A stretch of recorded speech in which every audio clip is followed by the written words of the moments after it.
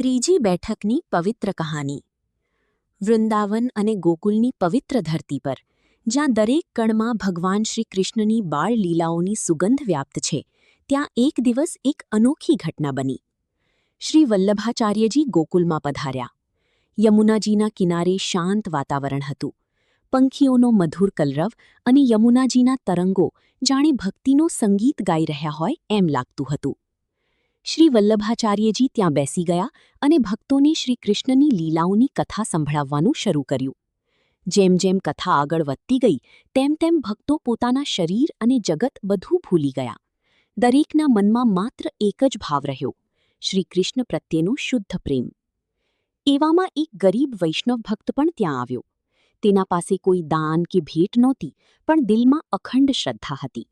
તે શાંતિથી બેસી ગયો અને કથા સાંભળવા લાગ્યો. કથા પૂર્ણ થયા પછી ભક્તોએ શ્રી વલ્લભાચાર્યજીને પ્રણામ કર્યા. તે ગરીબ ભક્ત પણ આગળ આવ્યો, પણ તે શરમાઈ રહ્યો હતો.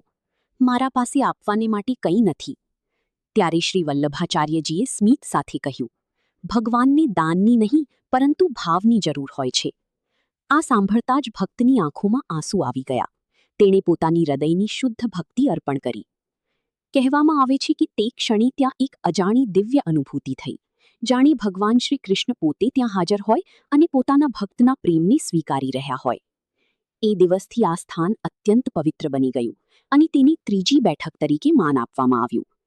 આ કહાની આપણને શીખવે છે કે ભગવાન સુધી પહોંચવાનો માર્ગ ધનથી નહીં પરંતુ શુદ્ધ ભાવ અને ભક્તિથી છે. સર્વ વૈષ્ણવની જય શ્રી કૃષ્ણ.